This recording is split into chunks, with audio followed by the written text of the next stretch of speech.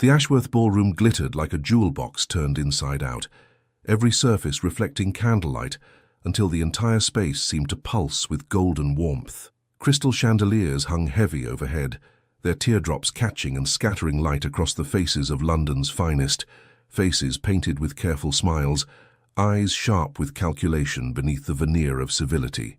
Catherine Beaumont stood at the edge of it all, as she always did. Kit, as her father had called her since childhood, before titles and propriety had tried to sand away every rough edge, watched the dancers swirl past in their elaborate formations. The music swelled, a waltz that made her chest ache with a longing she'd learned to swallow down like bitter medicine. 28 years old, 28 years of being the Earl's daughter who never quite fit, never quite shone, never quite inspired the sort of breathless interest that secured proposals. She'd stopped expecting them 3 seasons ago.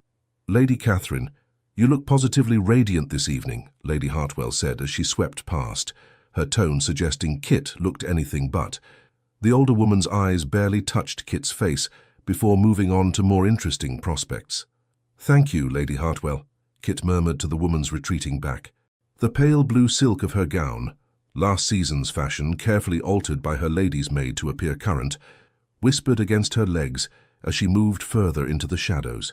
She'd mastered this dance too, the art of being present but invisible, of existing in spaces without taking up too much room. Her brown hair, neither fashionably blonde nor dramatically dark, was pinned in a simple arrangement.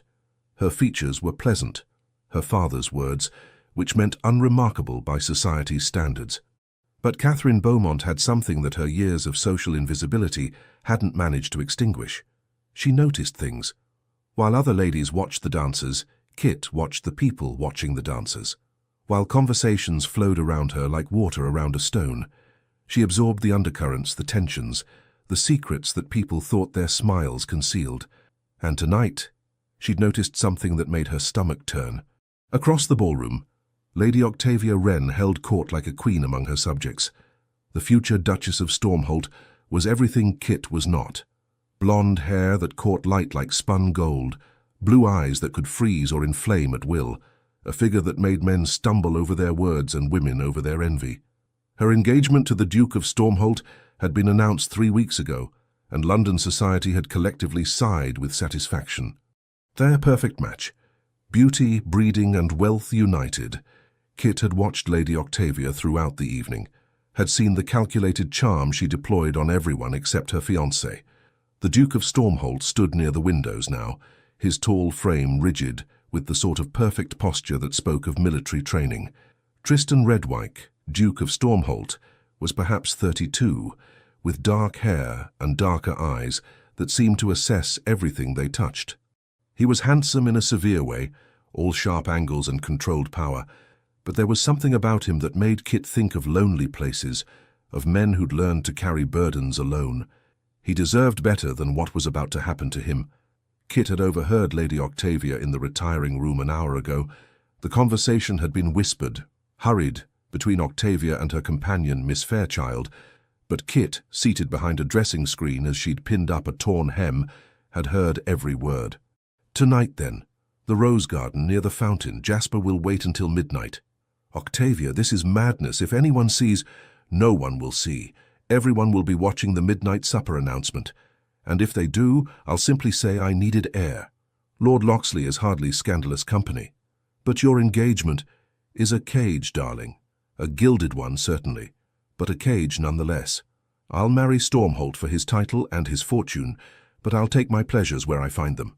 Jasper understands what I need. The Duke, well, he understands duty. We'll all get what we want." Kit's hands had stilled on her hem. Lord Jasper Loxley. She knew of him. A third son with a rakish reputation and debts that exceeded his charm. And Lady Octavia intended to meet him tonight, while her fiancé stood mere rooms away, believing himself on the verge of a respectable marriage.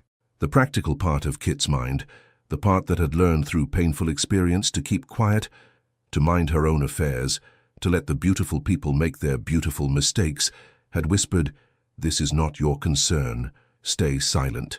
Stay safe." But there was another part of Kit, stubbornly alive despite everything. The part that had gotten her into trouble as a child, that had made her defend servants against unfair treatment, that had once confronted her own brother about his cruelty to a stable boy. That part of her couldn't abide injustice, couldn't watch good people be made fools of, couldn't stay silent when silence meant complicity. Sometimes she thought that perhaps staying silent would have served her better. Perhaps if she'd learned to bite her tongue, to ignore the wrongs around her, she might have secured a husband by now.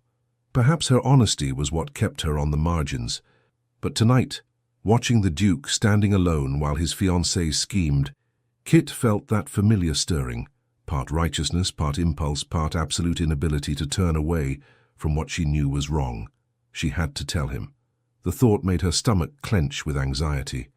Approach the Duke of Stormholt, speak to him unbidden, accuse his fiancée of infidelity based on an overheard conversation. It was social suicide. If she was wrong, she'd be ruined. If she was right, she'd still probably be ruined. The messenger rarely fared well. Kit took a deep breath, her fingers twisted in her skirt. Across the room, Lady Octavia laughed at something Lord Winchester said, her hand resting possessively on the Duke's arm. The Duke's expression didn't change, that same controlled, distant politeness. He deserves to know, Kit thought. Even if it costs me everything, he deserves to know the truth. Before she could talk herself out of it, Kit began moving through the crowd.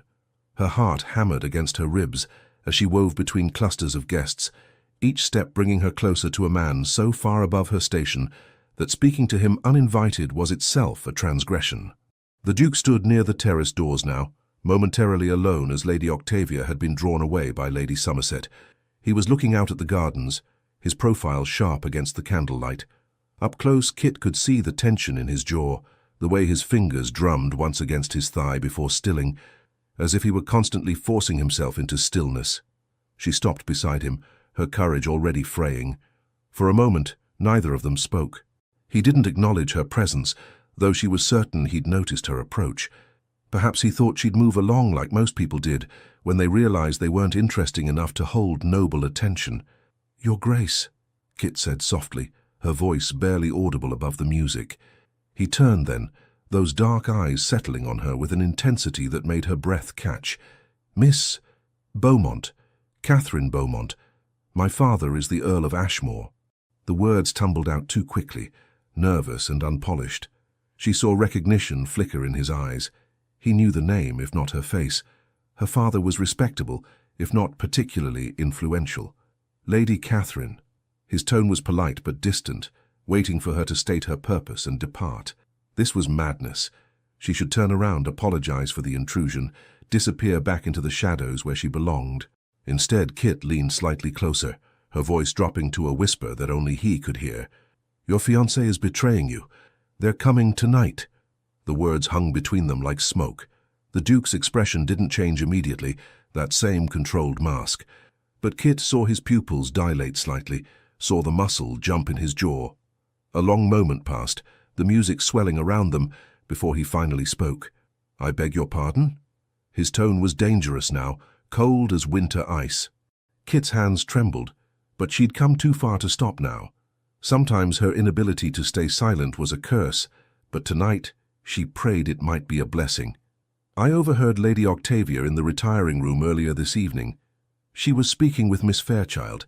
They planned a meeting tonight at midnight in the rose garden by the fountain, with Lord Locksley." The Duke's eyes hadn't left her face. She couldn't read his expression, couldn't tell if he believed her or if he was already calculating how to have her removed from the premises. When he spoke, his voice was carefully neutral. "That is quite an accusation, Lady Catherine." "I know." Kit's voice steadied with conviction. "I know what I'm risking by telling you.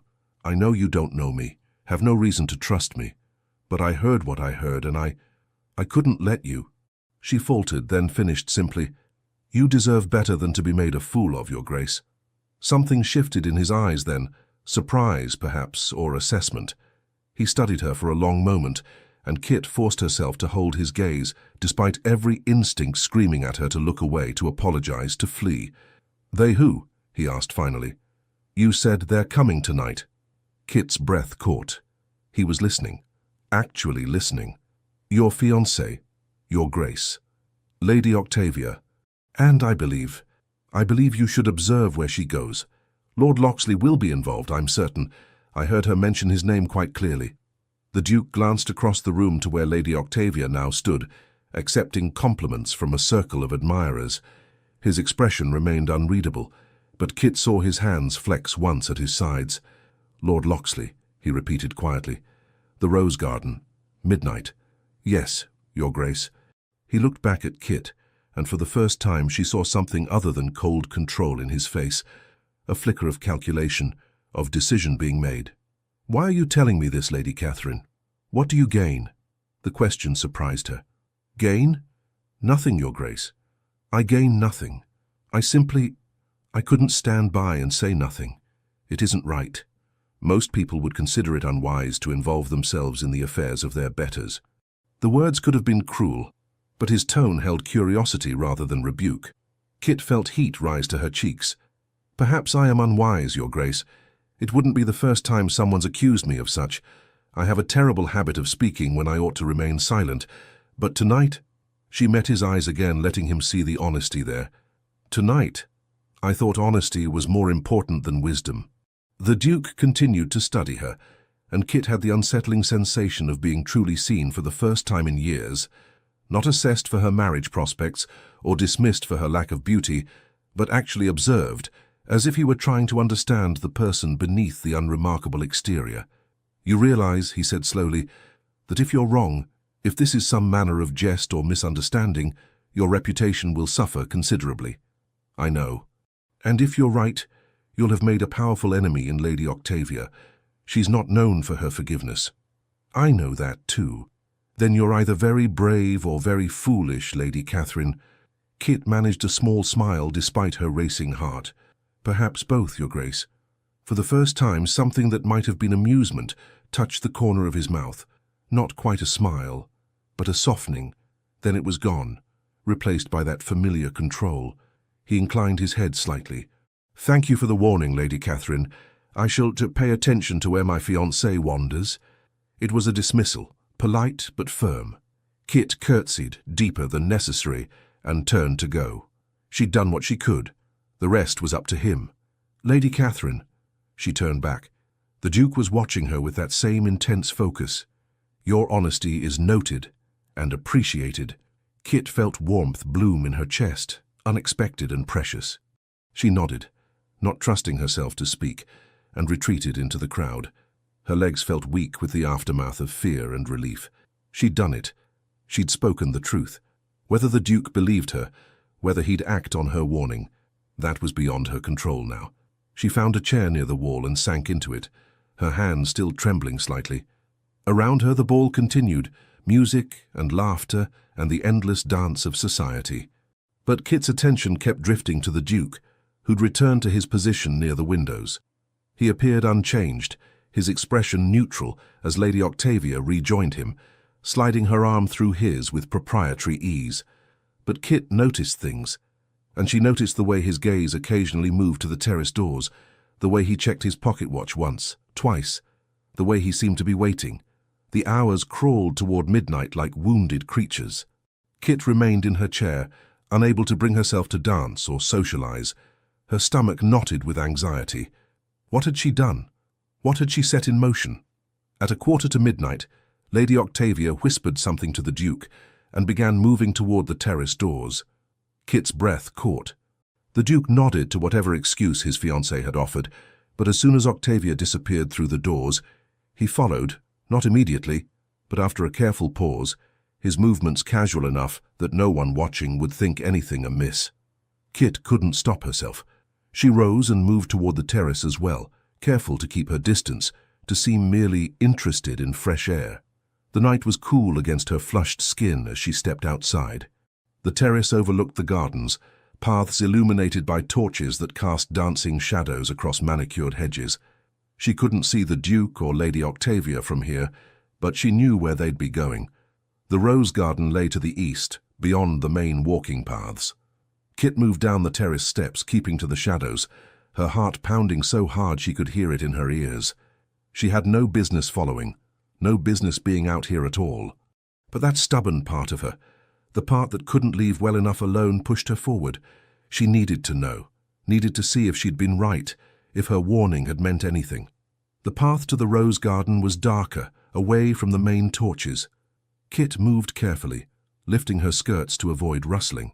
Ahead she heard voices, low, intimate. She pressed herself against a hedge, hardly daring to breathe. Through the roses she could see the fountain, a marble confection of nymphs and dolphins, and beside it, illuminated by moonlight, stood Lady Octavia Wren in Lord Jasper Locksley's arms. They were kissing with the desperate passion of people who believed themselves unobserved. Locksley's hands were in Octavia's hair, and she was pressed against him in a manner that left absolutely no doubt about the nature of their relationship. Their whispered words carried on the night air. "Can't keep doing this, Octavia. The risk—" "Hush, darling, let me worry about the Duke. By the time we're married, you and I will have all the freedom we need. He'll be busy with his estates, and I'll be busy with you." Her laugh was low, triumphant. "Besides, what can he do? Cry off from our engagement? The scandal would be delicious, but he's far too concerned with propriety. He'll marry me regardless, because that's what men like him do. They honor their commitments even when those commitments no longer serve them." Kit felt sick.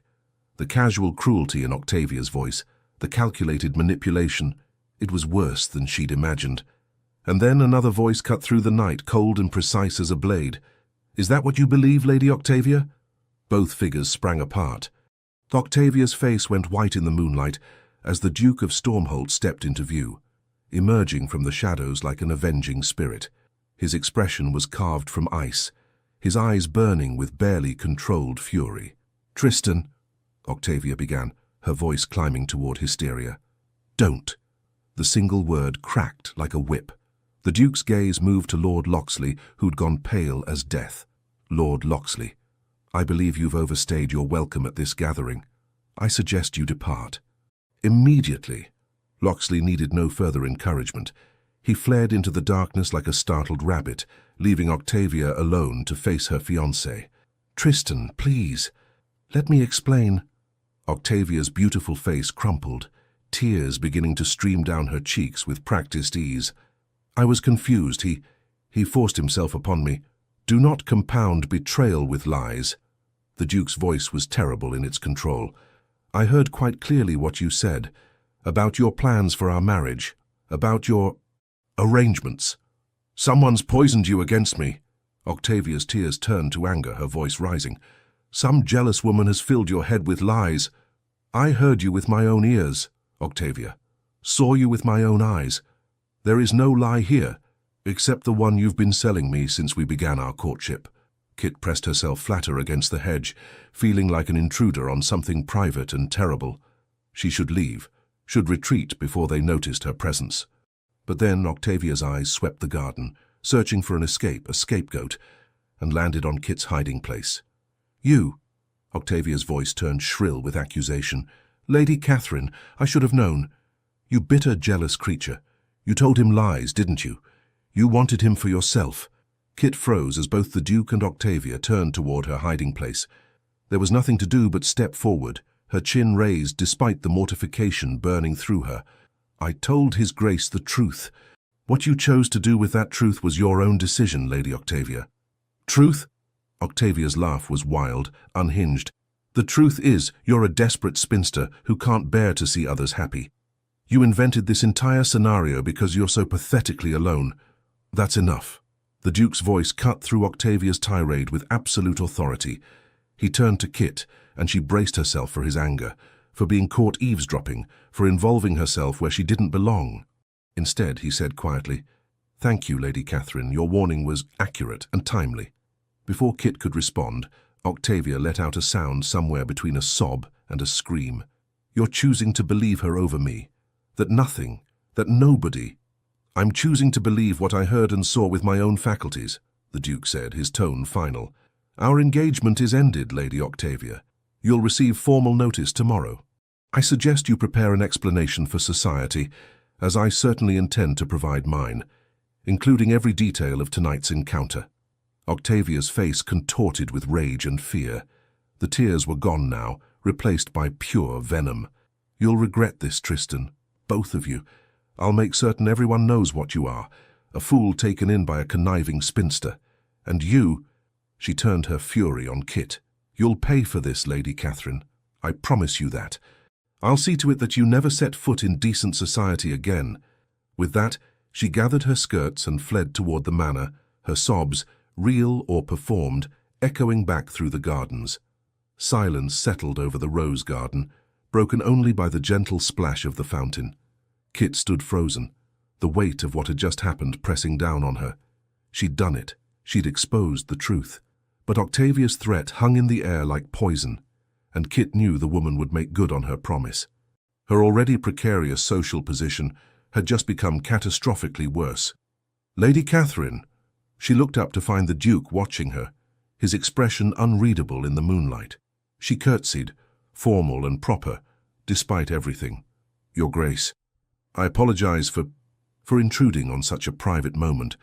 I should not have followed." "Yet you did." He stepped closer, and Kit had to resist the urge to retreat. "Why?" She faltered, then decided honesty had brought her this far. "I needed to know.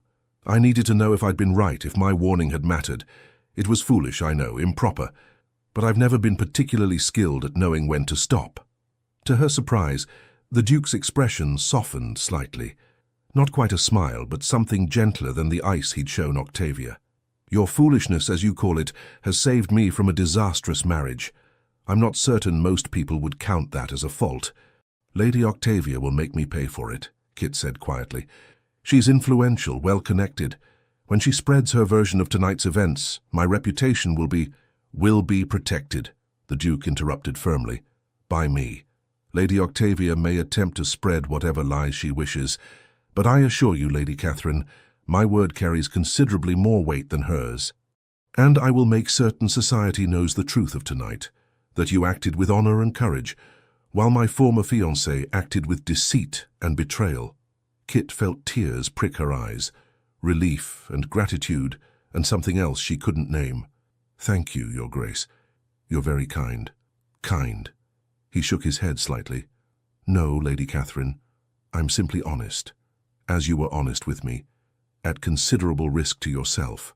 He paused, studying her in that intense way again. "Most people would have stayed silent, would have let me walk blindly into that marriage. Why didn't you?" Kit thought about all the easy answers she could give: duty, propriety, concern for his well-being. But she'd committed herself to honesty tonight, and she wouldn't abandon it now. "Because I couldn't bear it," she said simply. "I couldn't bear watching someone good be deceived by someone cruel. I've spent my entire life watching injustices unfold around me, and I've learned that staying silent eats away at you from the inside. Perhaps it would have been wiser to say nothing. Perhaps I'd be safer if I'd learned to ignore what I see. But I can't. I simply can't. Even when—" She stopped, aware she was rambling. "Even when?" he prompted gently. "Even when it would serve me better to hold my tongue," she finished. "Sometimes I think I'd be married by now if I'd learned to be quiet. But every time I try, something inside me rebels. Tonight was no different. I saw injustice and I couldn't stay silent, even knowing it might cost me everything." The Duke was quiet for a long moment, his eyes never leaving her face. When he finally spoke, his voice held a note of wonder. "You're remarkable, Lady Catherine." Kit felt heat flood her cheeks. "I'm ordinary, Your Grace. Painfully, obviously ordinary." "No." His certainty was absolute. "You're honest in a world that rewards deception. You're brave in a society that punishes courage. You risked everything tonight for a man you don't even know, with nothing to gain and everything to lose. That's not ordinary, Lady Catherine. That's extraordinary." Kit didn't know what to say. No one had ever spoken to her like this, with such focused attention, such genuine appreciation. She felt seen in a way she'd never experienced, and it was simultaneously terrifying and exhilarating. "I should return to the ballroom," she managed, "before my absence is noted." "As should I." The Duke offered his arm, formal and proper. "Shall we return together, Lady Catherine? I believe I owe you a dance, at the very least." Kit stared at his offered arm as if it were a serpent. "Your Grace, you don't— I mean, people will talk if you—" "Let them talk. I've just ended my engagement in the most spectacular fashion imaginable. I suspect people will talk regardless. I'd rather give them something worthwhile to discuss." Hesitantly, Kit placed her hand on his arm. The fabric of his coat was fine beneath her fingers, and she could feel the solid strength of him beneath the elegant tailoring. Together, they walked back through the gardens toward the ballroom, and Kit felt as if she were walking in a dream. The night had started with her standing in the shadows, invisible and alone.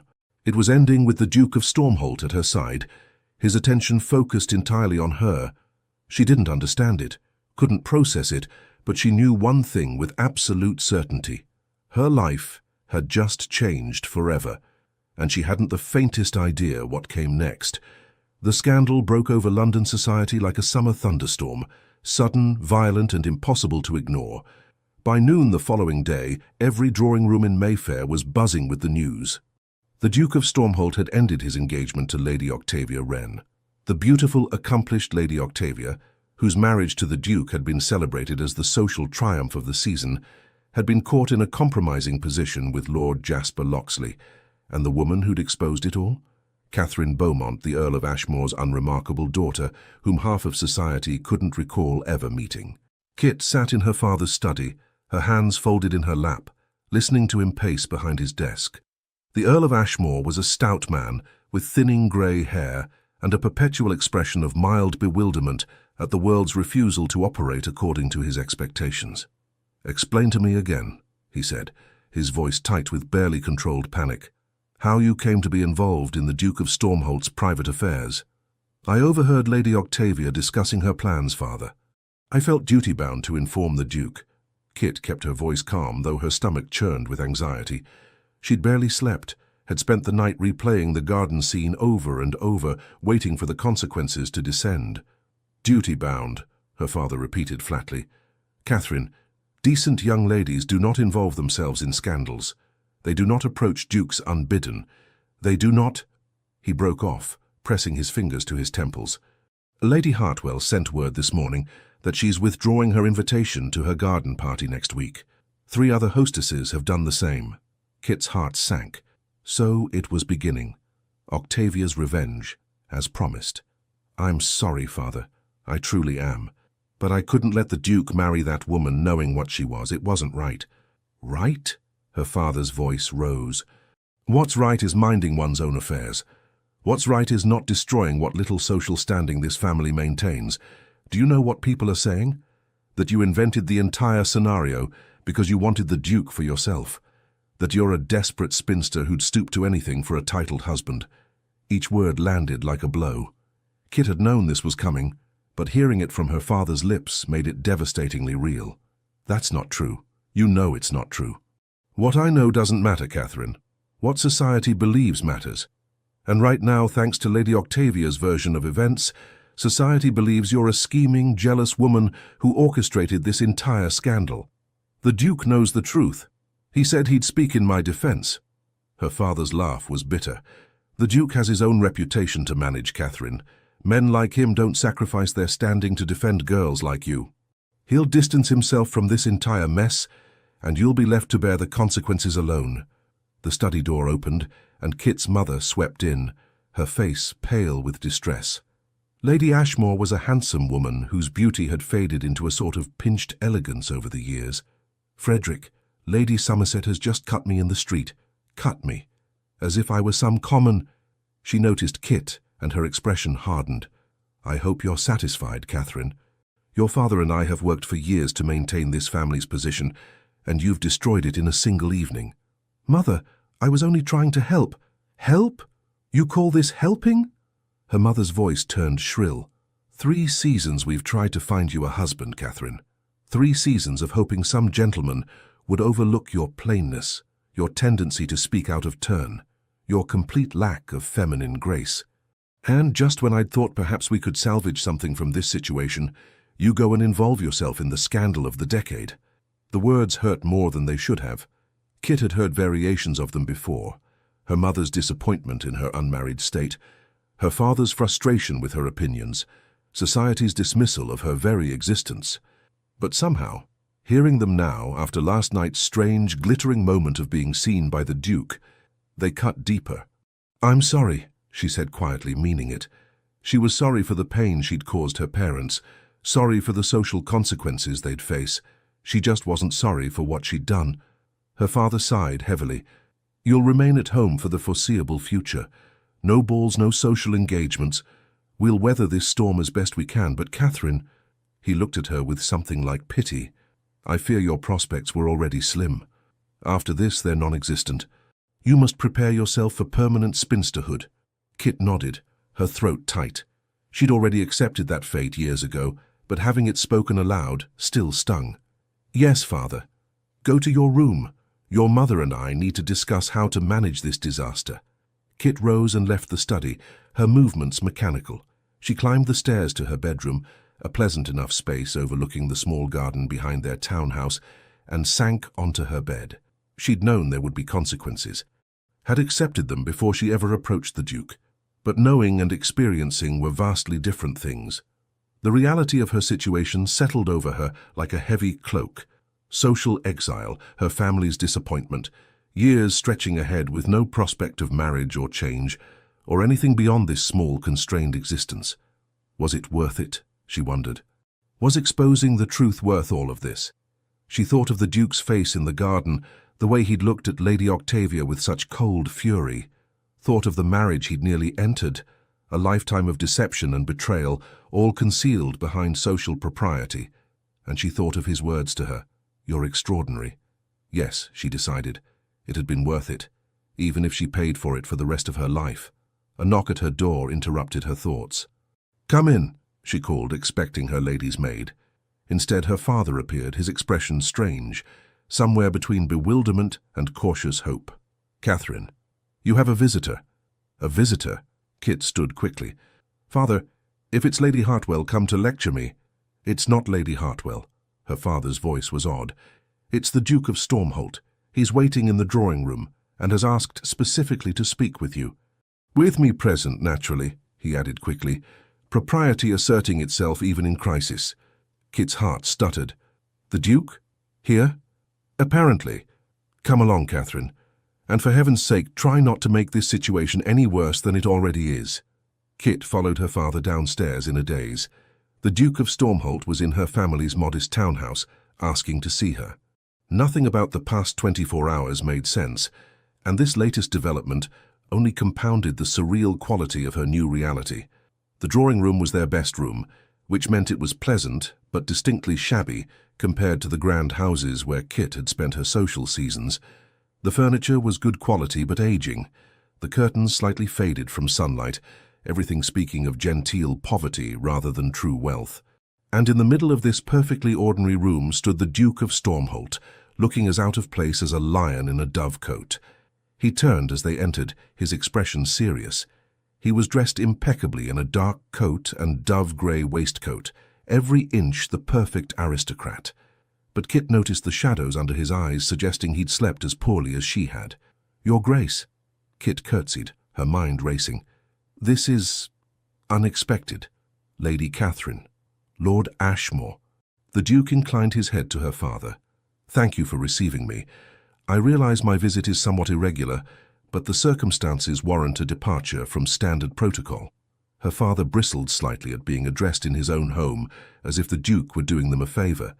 But years of social conditioning kept his response polite. "Of course, Your Grace. Please, sit." They arranged themselves, Kit and her father on the settee, the Duke in the armchair opposite. An awkward silence stretched out. Kit had no idea what to say, couldn't fathom why he was here. The Duke cleared his throat. "I've come to address the situation that arose from last night's events. I understand that Lady Octavia has been spreading a rather creative version of what occurred, one that places Lady Catherine in a decidedly unflattering light." "That's putting it mildly, Your Grace," Kit's father said stiffly. "My daughter has been accused of scheming, lying and manipulating you for her own advancement. Half of London believes she invented the entire scenario. Which is why I'm here." The Duke's voice was firm, certain. "I've spent the morning calling on the most influential members of society, Lady Hartwell, the Duchess of Pemberton, Lord Winchester, among others. I've made certain they understand the truth, that Lady Catherine overheard a conversation, informed me out of genuine concern, and that everything she told me was verified by my own observations. Lady Octavia was indeed meeting Lord Locksley in a compromising manner, and Lady Catherine's warning was both accurate and honourable. Kit felt her breath catch. You spoke to them? In my defence? Of course. The Duke looked at her, as if this should be obvious. You acted with integrity, Lady Catherine. The least I could do was ensure society understood that fact. I will not allow you to suffer consequences for doing what was right. Her father leaned forward. That's very generous, Your Grace. But I'm not certain even your word can overcome Lady Octavia's influence. She's quite popular, and people are inclined to believe her version of events. Lady Octavia's popularity is currently in sharp decline, the Duke said dryly. When I explained to certain key individuals exactly what I witnessed, her embrace with Lord Locksley, her rather callous assessment of our future marriage, the tide of opinion shifted quite dramatically. By this evening, I expect most of society will understand that Lady Catherine is the hero of this situation, not the villain. Kit felt dizzy with relief and disbelief. Your Grace, I don't know what to say. Thank you seems inadequate. Thanks aren't necessary. I'm simply correcting an injustice, much as you did for me. He paused, his gaze holding hers. However, there is one complication remaining. Her father tensed. What complication? The nature of last night's events has created an association between myself and Lady Catherine in society's mind. People are asking questions about our relationship, making assumptions based on the fact that I believed her warning over my fiancé's denials. Some are suggesting that I've developed an attachment to Lady Catherine, or that she and I were somehow complicit in orchestrating the evening's drama. Kit felt her face flame. That's absurd. We barely know each other. I'm aware, but society rarely concerns itself with facts when speculation is more entertaining. The Duke leaned forward slightly, his expression intent. Which brings me to my proposal. Proposal? Her father's voice climbed with alarm. Not that sort of proposal, the Duke said quickly. At least not immediately. What I'm suggesting is this, that Lady Catherine allow me to call upon her, publicly, respectably, with all proper protocols observed. If society believes there's a connection between us, we might as well give them an actual connection to observe. This would serve several purposes. It would further legitimize Lady Catherine's actions as those of a concerned friend, rather than a scheming outsider. It would demonstrate my gratitude for her honesty, and it would provide Lady Catherine with social protection through association with my name. Kit stared at him, unable to process what she was hearing. The Duke of Stormholt wanted to call on her, to be seen publicly as her... What? Friend? Suitor? Your Grace, she managed. You don't owe me anything. Certainly not your time or your reputation. I did what I did without expectation of reward. I'm aware, which is precisely why I'm offering. His gaze was steady, sincere. Lady Catherine, you saved me from a disastrous marriage at great personal cost. You demonstrated courage and integrity that I find increasingly rare in society. The least I can do is ensure you don't suffer for your honesty. And frankly, he paused, something shifting in his expression. I find I'd like to know you better. Last night, in those brief moments we spoke, I encountered someone genuine in a world of carefully constructed facades. That's worth pursuing, even setting aside questions of social obligation. Kit's heart was doing strange things in her chest, racing and stuttering and making it hard to breathe. The Duke of Stormholt found her interesting, wanted to know her better. It felt like a dream, impossible and wonderful and terrifying all at once. Her father, however, was more practical. Your Grace, while your offer is extraordinarily generous, I must ask, what are your intentions toward my daughter? If you're simply seeking to repair her reputation temporarily, that's one matter. But if you're suggesting something more permanent, I'm suggesting, the Duke said carefully, that we allow the situation to develop naturally. I won't make promises I'm uncertain I can keep, but I will say this. I have no intention of trifling with Lady Catherine's affections or reputation. My interest is genuine, and my conduct will be entirely honourable. If, over time, our acquaintance develops into something deeper, then we'll address that when it occurs. For now, I'm simply asking permission to call upon your daughter with the understanding that my intentions are serious and respectful. Kit found her voice, though it came out smaller than she intended. "Your Grace, I appreciate this more than I can express, but I can't let you feel obligated to me. You don't have to do this." He turned those dark eyes on her, and Kit felt pinned by their intensity. "Lady Catherine, I never do anything out of mere obligation. If I'm offering this, it's because I choose to. The question is, do you choose to accept?" Did she? The sensible part of Kit's mind screamed that this was madness. The Duke was so far above her station, so impossibly out of reach. Even if his intentions were honorable, even if society accepted their association, it couldn't possibly lead anywhere real. He was a duke. She was nobody. But the other part of her, the part that had spoken truth to power last night, that had refused to stay silent despite the cost, that part whispered, what if? What if this impossibility became possible? What if the Duke's interest was genuine? What if, for once in her unremarkable life, something extraordinary happened? "I accept," Kit said, her voice stronger now, "with gratitude and genuine pleasure, Your Grace." Something that was definitely a smile touched his lips, small but real. "Excellent. Then I shall call upon you tomorrow afternoon, if that's agreeable. We'll take a drive through the park, allow society to see us together in a perfectly respectable context." Her father, who'd been watching this exchange with increasing bewilderment, cleared his throat. "Very well, Your Grace. Tomorrow afternoon, then. I assume you'll bring a chaperone." "My aunt, Lady Thornbury, has agreed to accompany us. She's quite proper, I assure you." The arrangements made, the Duke rose. Kit and her father stood as well, the conventions of polite society asserting themselves even in this strangest of circumstances. The Duke paused at the door, looking back at Kit. "Lady Catherine, I meant what I said last night. You're extraordinary. I look forward to our drive tomorrow." And then he was gone, leaving Kit standing in her shabby drawing room, feeling as if the world had tilted on its axis. Her father sank back onto the settee, his expression dazed. "Catherine, do you realize what just happened? The Duke of Stormholt, one of the most eligible men in England, just asked permission to court you." "He didn't say court, father. He said call upon. It's the same thing, dressed in careful language." "Good heavens, Catherine, if this progresses, if he actually means what he implied." Her father's eyes widened. "You could be a duchess." The words hung in the air, absurd and impossible. Kit, a duchess?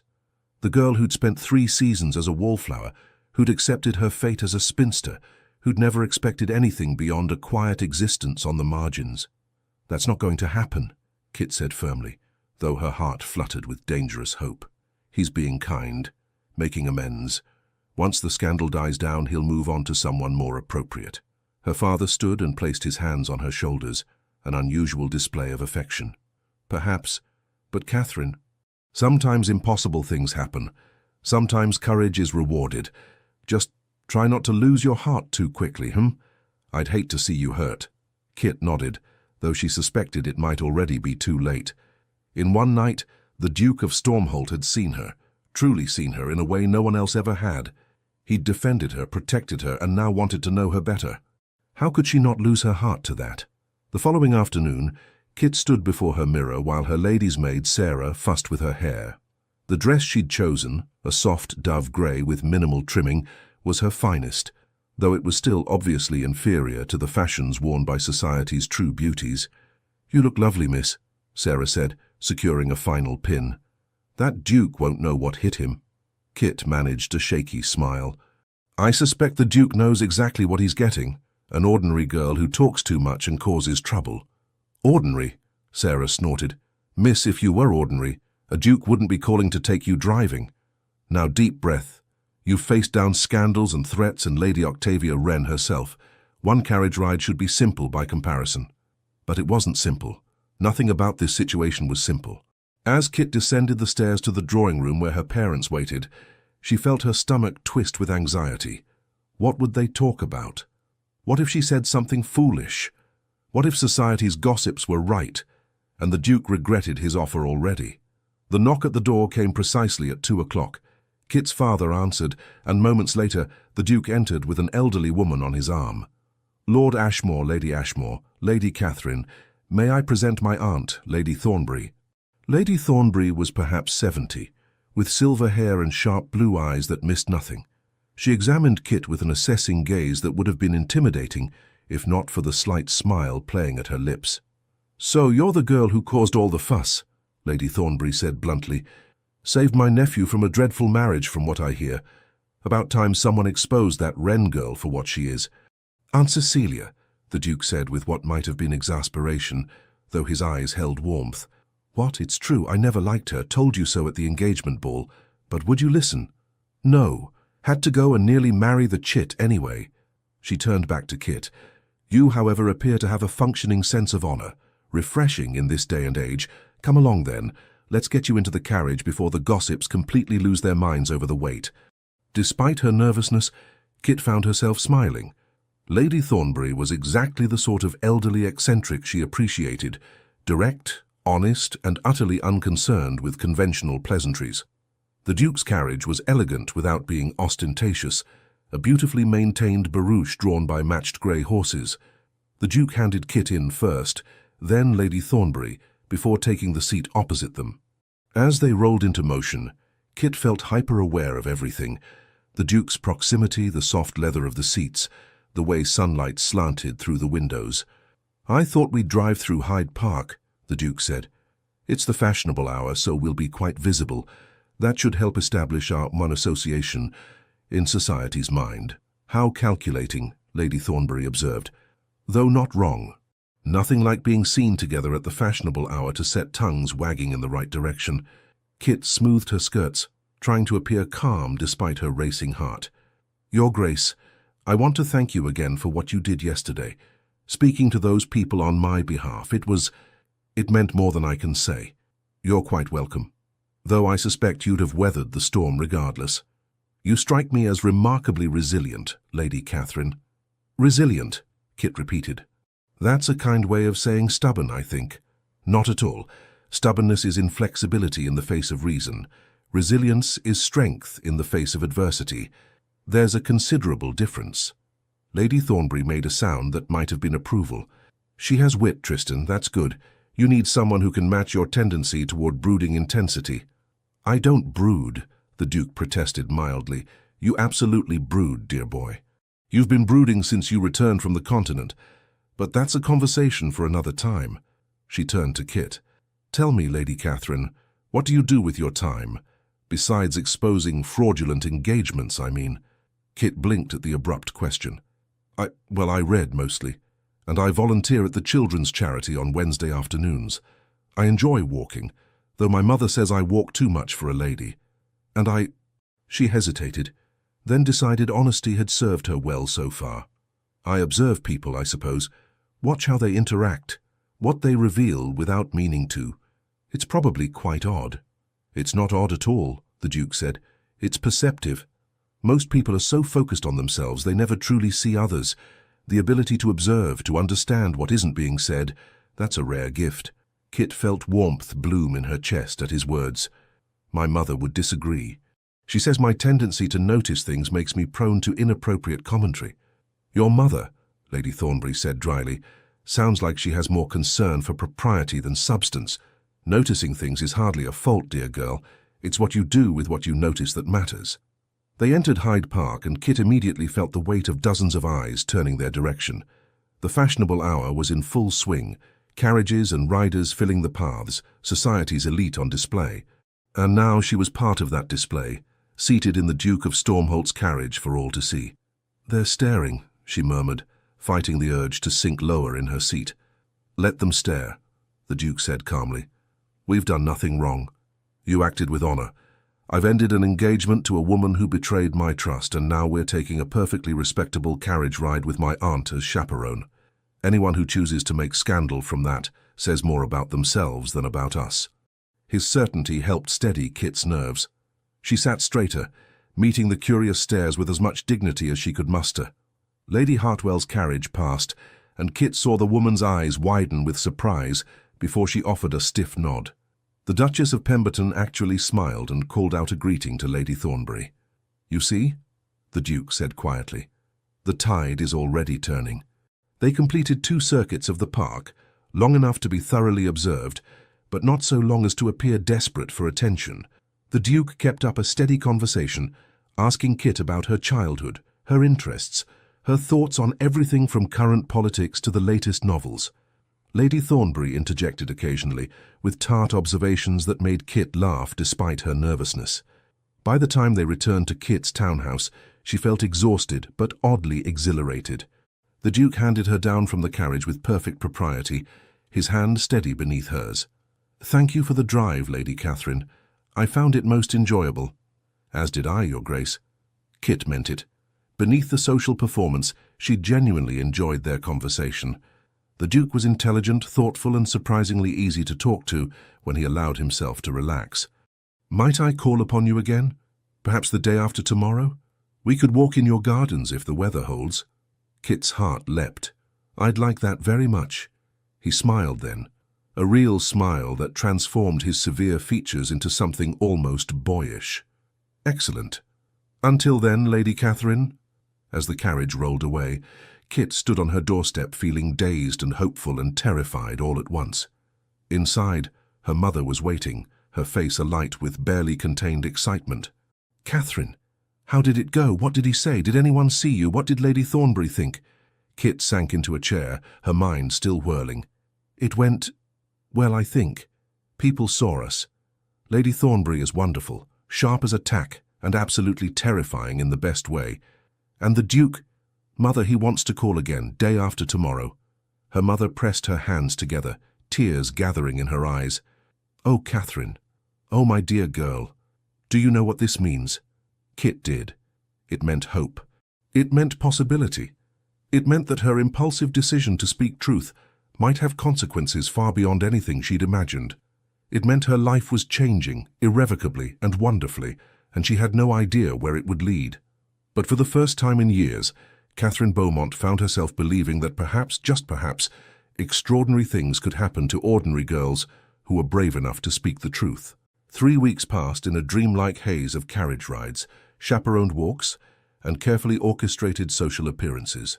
3 weeks during which Kit watched the impossible, slowly, inexorably, become real. The Duke, Tristan, as he'd finally asked her to call him in private moments, though propriety demanded she maintain Your Grace in public, was unlike anyone she'd ever known. Behind his severe public demeanor lived a man of surprising depth, well-read, with strong opinions about art and politics, possessed of a dry wit that caught her off guard and made her laugh in the most unexpected moments.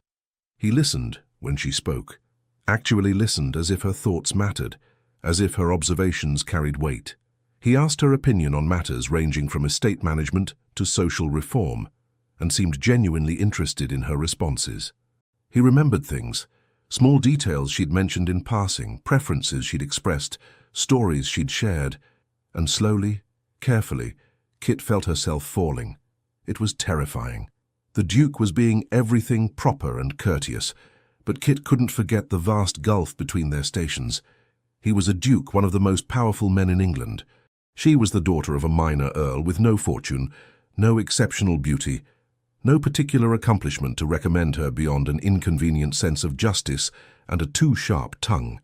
Yet here they were, seated in her family's small garden on a bright October afternoon, Lady Thornbury dozing on a bench nearby as propriety demanded, discussing philosophy as if it were the most natural thing in the world. "But surely you can't believe that all human behavior is motivated purely by self-interest," Kit argued, gesturing with her teacup for emphasis. "What about sacrifice? What about parents who give everything for their children, or soldiers who die for their comrades?" "Those could still be argued as forms of self-interest," Tristan countered, though his eyes sparkled with the pleasure of debate. "Parents invest in their children's survival because it ensures the continuation of their line. Soldiers form bonds of loyalty that make betrayal feel worse than death. Even altruism serves the self by providing satisfaction, social approval, or the avoidance of guilt." "That's incredibly cynical, Your Grace." "Is it? Or is it simply honest?" He leaned forward slightly. "Consider your own actions the night of the Ashworth Ball. You could argue you acted from pure altruism, but you also acted because staying silent would have conflicted with your sense of justice, would have caused you personal distress. You served yourself by serving me." Kit set down her teacup with a soft click. Are you suggesting I warned you about Lady Octavia out of self-interest? I'm suggesting that human motivations are complex and often serve multiple purposes simultaneously. That doesn't diminish the value of the action. You did the right thing, Lady Catherine. Whether you were also satisfying some internal need doesn't change that fundamental truth. She studied him, noting the way he'd retreated into formality, using her surname instead of her given name, even though they were in her garden. It was something she'd noticed. Whenever their conversations approached anything too personal, too revealing, Tristan withdrew behind proper address and careful distance. "What motivated you to call upon me?" Kit asked suddenly. "After the scandal. You said it wasn't mere obligation, but you've never fully explained what it was." Tristan was quiet for a moment, his gaze moving to the roses climbing the garden wall. When he spoke, his voice was measured, careful. "You intrigued me, you still do. In a world where everyone wears masks, where every conversation is calculated, every gesture designed to manipulate or impress, you were simply honest, fearlessly so. I found that," he paused, searching for words, "refreshing, essential even, like breathing clean air after years in a smoke-filled room." Kit's breath caught. There was something in his tone, something vulnerable beneath the controlled exterior that made her heart ache. "You're lonely, aren't you? Even surrounded by society, by people vying for your attention, you're desperately lonely." His eyes snapped to hers, wide with surprise that she'd seen through him so clearly. For a moment she thought he might deny it, retreat further into formality. Instead he said quietly, "Yes, I am." The admission hung between them, intimate and heavy. Kit wanted to reach across the space separating them, to take his hand, to offer comfort. But Lady Thornbury was right there, and propriety demanded distance, and Kit couldn't risk overstepping the careful boundaries that governed their interactions. "I understand," she said instead. "I've felt that way my entire adult life, surrounded by people who see only what they expect to see. The plain daughter, the spinster, the woman who exists on the margins, never seen for who I actually am. Until—" She stopped, heat rising to her cheeks. "Until," he prompted gently. "Until you," Kit finished softly. "You see me, Your Grace, and I hope, that perhaps I see you too." Something shifted in Tristan's expression, a crack in that careful control, a glimpse of the man beneath the duke. He opened his mouth to respond, but Lady Thornbury chose that moment to wake with a tremendous snort. "Good heavens, I wasn't sleeping, just resting my eyes. What are you two discussing with such serious faces?" The elderly woman peered at them shrewdly. "Nothing improper, I trust." "Never, Aunt Cecilia," Tristan said, his tone returning to its usual measured calm. But his eyes, when they met Kit's, held warmth and something else. Promise, perhaps, or possibility. The moment was broken, but Kit found she didn't mind. Something important had just happened, something that shifted the careful dance they'd been performing from mere social obligation toward genuine connection. Lady Thornbury insisted they take a turn about the garden, and as they walked, maintaining proper distance, their steps synchronized, Tristan said quietly, "There's a soirée at Lady Pemberton's tomorrow evening. Would you consent to attend, as my guest?" Kit's pulse quickened. "The soirée, Your Grace, I'm not certain I'm ready for such a public appearance. You've been seen with me repeatedly. Society has accepted our association. This is simply the next step, allowing them to see us in a more formal social setting." He paused. "I'd like you there, Lady Catherine, if you're willing." How could she refuse?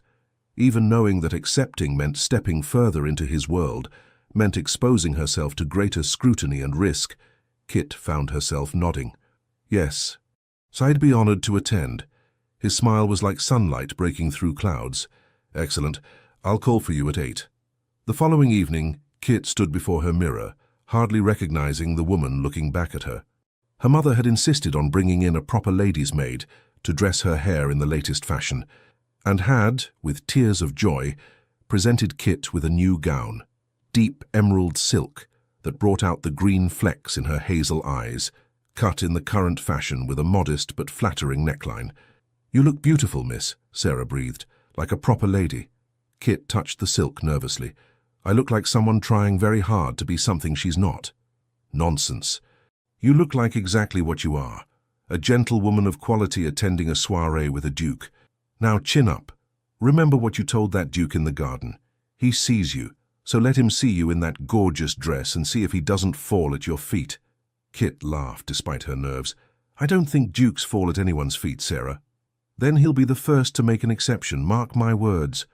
When Tristan arrived precisely at 8, the expression that crossed his face as Kit descended the stairs made all her mother's fussing worthwhile. For a moment, his careful control slipped entirely, and Kit saw pure, unguarded appreciation in his eyes. "Lady Catherine," he said, his voice slightly rougher than usual, "you look—" He seemed to search for an adequate word. "Magnificent." Kit felt heat flood her cheeks. "You're very kind, Your Grace." "I'm very honest." He offered his arm. "Shall we?" Lady Pemberton's soirees wait for no one, not even dukes. Lady Thornbury was already in the carriage, and as they set off toward Mayfair, Kit felt her anxiety return. "Your Grace, I should warn you. I'm not particularly accomplished at soirée. I tend to say the wrong thing or laugh too loudly or—" "Be yourself," Tristan interrupted gently. "That's all I ask. Be the woman who was brave enough to tell me the truth when no one else would. That woman doesn't need to perform for anyone." His certainty steadied her. As they arrived at Lady Pemberton's townhouse, a massive edifice that made Kit's family home look like a cottage by comparison, Kit took a deep breath and straightened her shoulders. She'd faced Lady Octavia's wrath. She could face a soirée. The entrance hall was ablaze with light, footmen in livery directing guests upward to the main drawing rooms. Kit could hear music drifting down, a string quartet playing something elegant and complex. The scent of hothouse flowers was almost overwhelming. Great arrangements of roses and lilies, placed on every available surface. As they reached the main drawing room, Lady Pemberton herself swept forward to greet them. The Duchess was perhaps 50, handsome rather than beautiful, with keen grey eyes that seemed to catalogue everything at a glance. "Your Grace, Lady Catherine, how delightful you could attend." The Duchess's smile was warm, genuine. "Lady Catherine, I must tell you, I've been hoping to speak with you. What you did at the Ashworth ball, exposing that dreadful Wren girl's true nature, took remarkable courage. We need more women like you in society, my dear. Women with backbones." Kit curtsied, surprised by the warm reception. "Thank you, Your Grace. That's very kind. Not kind. Accurate. Now, come in, both of you. The musicale will begin shortly, but there's time for refreshments. His Grace the Duke of Rothermere is here, Stormholt, and was asking about you. Something about those property borders you were discussing?" As Lady Pemberton drew Tristan away to speak with the other Duke, Lady Thornbury appeared at Kit's elbow. "Well done, dear girl. The Duchess of Pemberton is the most influential hostess in London. Her approval means a great deal." "I didn't do anything," Kit protested. "You were honest and humble and didn't simper. That's quite enough in this company." Lady Thornbury guided her toward a small grouping of chairs. "Now several ladies are dying to meet you. Shall we get the interrogation over with?" Kit found herself surrounded by some of society's most prominent women. Lady Winchester, the Marchioness of Hartwell, Lady Somerset. The same women whose approval she desperately sought during her failed seasons. And now they were looking at her with curiosity and respect. "Lady Catherine, you must tell us," Lady Winchester said, leaning forward conspiratorially. "How did you recognize that Lady Octavia was playing the Duke false? Were there signs we all missed?" Kit hesitated, uncertain how much to share. "I simply overheard a conversation, my lady. I wasn't seeking to uncover anything. It was pure happenstance." "But you chose to act on what you heard," Lady Somerset interjected. "Most would have stayed silent, unwilling to risk involvement." "You were brave, or foolish," Kit said with a small smile. The distinction was unclear at the time. The ladies laughed, and Kit felt some of her tension ease. They spoke for several minutes about inconsequential matters: fashion, the upcoming season, mutual acquaintances. Kit participated carefully, mindful of not saying too much, of maintaining the proper level of interest without appearing over-eager. Across the room, she caught Tristan's eye. He was deep in conversation with Duke Rothermere, but something in his expression softened when he looked at her. It was a small thing, barely noticeable, but Kit felt it like warmth spreading through her chest. Lady Hartwell followed her gaze and smiled knowingly. "The Duke seems quite taken with you, Lady Catherine. I don't believe I've ever seen him so attentive to any lady. Not even Lady Octavia commanded such focused regard." "We're simply friends, my lady," Kit said quickly, though her heart raced at the implication. "Friends?" Lady Winchester repeated with gentle amusement. "Yes, that's certainly one word for it. My dear, the Duke of Stormholt has been one of London's most eligible bachelors for the better part of a decade. In all that time, he's shown genuine interest in perhaps 3 women, and look how the first 2 ended. You, however, when he looks at you, it's different. There's regard there. Real regard." Kit didn't know how to respond to that. Before she could formulate a reply, the musicale was announced. Guests began moving toward chairs, arranged facing a raised platform where the musicians waited. Tristan materialized at Kit's side, offering his arm.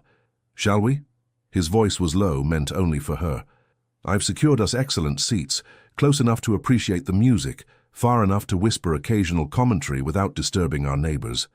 They settled into chairs near the middle of the arrangement.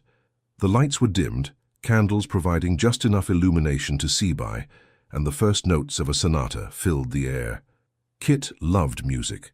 It was one of the few areas where she felt she had any real sensitivity, an ear for melody, an understanding of harmonic structure that came naturally, despite limited formal training.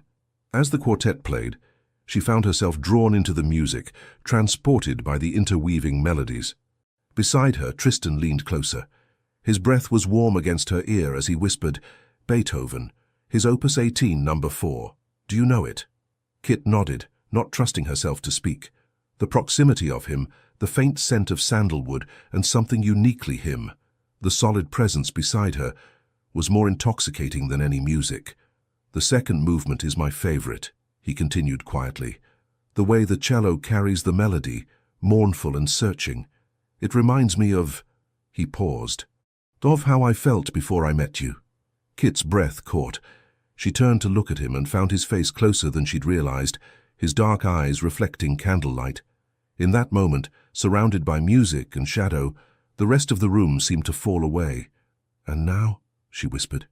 "What does it remind you of now?" "Now it reminds me that mournful things can transform into something beautiful, that searching can end in finding." His voice was rough with emotion. "Kit, A sharp crack interrupted him. Lady Octavia Wren stood in the doorway, her entrance timed for maximum dramatic effect. The music faltered as every head turned toward her. Lady Octavia looked magnificent and terrible in equal measure. Her gown was blood-red silk that seemed to shimmer in the candlelight, her blonde hair arranged in an elaborate style that must have taken hours. But it was her expression that made Kit's blood run cold. Pure, calculated fury barely concealed beneath a veneer of gracious smile. "Lady Pemberton," Octavia said, her voice carrying clearly across the sudden silence. "Please forgive my tardiness. I was detained by the most distressing business." Her eyes swept the room, landing on Kit and Tristan with laser focus. "But I simply had to attend this evening. There are matters that require public address." Lady Pemberton rose, her expression troubled. "Lady Octavia, I wasn't expecting you this evening." "No, I imagine you weren't. But then, shocking revelations do have a way of demanding immediate attention, don't they?" Octavia moved further into the room, every eye following her. "Lady Catherine, how fortuitous to find you here. There's something I believe society should know, something that casts your recent activities in a rather different light." Kit felt ice form in her stomach. Beside her, Tristan had gone rigid, his hand moving to cover hers where it rested on the chair arm, a small gesture of solidarity and support. "Lady Octavia," Tristan's voice was cold, commanding, "this is neither the time nor the place for whatever grievance you imagine you hold." "Grievance?" Octavia's laugh was brittle. "Your Grace, this isn't about grievance, it's about truth, something Lady Catherine claims to value so highly, so let me share a truth with all of you." She turned to address the assembled guests, her voice ringing out clear and damning. "Miss Catherine Beaumont did not stumble upon information about my private affairs by accident. She sought it out deliberately, systematically, because she'd been obsessed with the Duke of Stormholt for months. She saw his engagement to me as an obstacle to be removed, and she craftily manufactured the entire scandal to achieve her aim. Gasps rippled through the crowd. Kit felt the weight of dozens of eyes turning toward her, saw doubt and speculation cloud faces that had moments ago shown approval. "That's a lie," Kit said, her voice steady despite the panic clawing at her throat. "I overheard a conversation. I didn't seek anything out." "Is it? Then perhaps you can explain this." Octavia produced a folded letter from her reticule, holding it up like a weapon. "A letter written by you, Lady Catherine, to your cousin Miss Eleanor Harding, written 2 months before the Ashworth ball, in which you describe the Duke of Stormholt in rather passionate terms, in which you confess your infatuation and your determination to somehow make him notice you." Kit's mind raced. She had written to Eleanor, they corresponded regularly, but she tried to recall what she'd said in her letters. There had been one, she remembered with growing horror, where she'd mentioned the Duke, but only in passing, only to note that his engagement to Octavia seemed ill-suited, that Lady Octavia's character was questionable.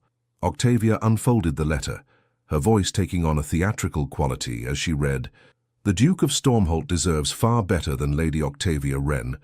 She's beautiful, certainly, but there's a coldness to her, a calculating nature that doesn't bode well for any man's happiness. If only he could see what she truly is. If only someone could make him understand what a mistake he's making." Octavia looked up, her smile triumphant. "Does that not suggest premeditation, Lady Catherine? Does that not indicate you were already planning to interfere?" "I never—" Kit's voice faltered. The words, torn from context, did sound damning. She had thought those things, had written them in a moment of frustration after watching Octavia treat a servant cruelly. But she'd never intended to act on them, never planned to interfere until that night when she'd overheard the actual betrayal. "Where did you get that letter?" Tristan's voice cut through the murmurs like a blade. "Private correspondence is not meant for public consumption, Lady Octavia. Your possession of it suggests theft or deception on your part. I received it from Miss Harding herself, who was disturbed by her cousin's fixation and felt duty-bound to reveal the truth." Octavia's expression was all false concern now. "Your Grace, I know this must be difficult to hear. I know you believed Lady Catherine acted from noble motives, but the evidence suggests otherwise. She's been manipulating you from the start, using your sense of honor against you to achieve her own ends." Kit felt the room spinning. This was exactly what she'd feared, that her impulsive honesty would be twisted, weaponized, used to destroy her. Helena had betrayed her correspondence. Impossible. Eleanor was her closest friend, the only family member who truly understood her. Unless— "My cousin would never willingly share my letters," Kit said, her voice stronger now. "What did you do to her, Lady Octavia? What threats did you make?" "Threats?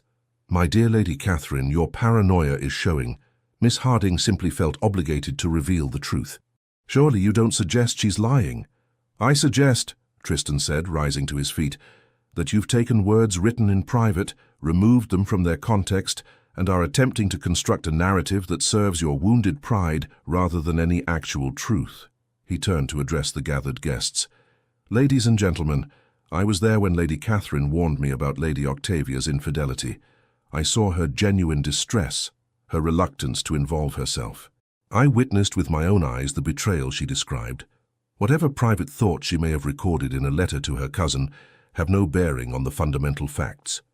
Lady Octavia was unfaithful. Lady Catherine reported what she'd overheard, and I verified the truth of her claims. Nothing Lady Octavia has presented tonight changes those facts. But it does change the interpretation of those facts," Lady Winchester said thoughtfully from her seat. "If Lady Catherine had pre-existing interest in your Grace, then her actions could be seen as self-serving rather than purely honorable." Kit felt tears prick her eyes. This was it, the moment when society turned against her completely, when all the careful rebuilding of her reputation crumbled beneath Octavia's calculated assault. "Then allow me to clarify something," Tristan said, his voice ringing with authority. "I don't care what Lady Catherine's motivations were. Even if she did harbor some private interest in me, which, given that we'd never spoken before that night, seems remarkably unlikely, it doesn't change the fact that she told me the truth. Would you prefer she'd stayed silent? That I married a woman who was betraying me? That I entered a union based on lies and deception? But Your Grace, Lady Somerset ventured carefully. "If Lady Catherine was hoping to secure your attention for herself, then she succeeded," Tristan interrupted. "And I'm grateful for it." He turned to look at Kit, and there was something fierce and protective in his gaze. "Lady Catherine has shown me more genuine care, more honest regard, more true character in 3 weeks than I encountered in the entire duration of my engagement to Lady Octavia. If her warning came partially from personal interest, then I can only be thankful that her interest aligned with my well-being. But I don't believe that's what happened. I believe Lady Catherine acted from the principle she's demonstrated consistently since I've known her, an inability to tolerate injustice, even at personal cost." The room was silent now, everyone watching this unexpected drama unfold. Lady Octavia's triumph had faded into something closer to shock. "Furthermore," Tristan continued, his voice softening as he looked at Kit, "I should make clear to everyone present that my interest in Lady Catherine is entirely genuine and increasingly serious. Whatever assumptions Lady Octavia hoped to destroy with her revelations, she's only succeeded in making me more certain of my own feelings." Kit's breath stopped. Was he saying what she thought he was saying? Here, in front of all of society, was he declaring, "Your Grace," she whispered, "you don't have to." "Yes, I do." He took her hand, properly now, in full view of everyone. "Kit, I should have said this privately first, should have waited for a more appropriate moment. But Lady Octavia has forced my hand, and perhaps that's for the best. I'm tired of pretending that my interest in you is casual or uncertain. The truth is, I'm in love with you. Completely, impossibly, wonderingly in love with you. And I don't give a damn what anyone thinks about how or why we came together. All I care about is that we did." Gasps echoed through the room, but Kit barely heard them. All she could see was Tristan, the Duke of Stormholt, standing before her with his heart in his eyes, declaring his love in front of the entire upper echelon of London society. "Tristan," she breathed, using his given name without thinking. I love you too. I have for weeks now. I was just too frightened to say it, too certain that someone like me could never deserve someone like you." "Deserve?" His laugh was incredulous. "Kit, you saved me. Not just from a bad marriage, but from a life of going through motions without meaning. You made me feel things I'd forgotten how to feel. You made me laugh, made me think, made me want to be better. You're the extraordinary one, not me." Before Kit could respond, before she could process the impossibility and wonder of what was happening, Tristan did something utterly scandalous. He cupped her face in his hands and kissed her, right there in Lady Pemberton's drawing room, in front of everyone. The kiss was gentle but firm, claiming and cherishing all at once. Kit felt the world disappear into that single point of contact, felt years of loneliness and doubt melt away beneath the certainty of his touch. When they finally broke apart, the room erupted into chaos. Some guests were applauding, others murmuring in shock. Lady Thornbury was dabbing at her eyes with a handkerchief, and Lady Octavia stood frozen, her carefully constructed revenge crumbling into ruin, as she realized she'd only succeeded in pushing Tristan and Kit together rather than driving them apart. Lady Pemberton rose, and something that might have been a smile played at her lips. "Well, I believe that concludes the evening's entertainment. Lady Octavia, I think it's time you departed.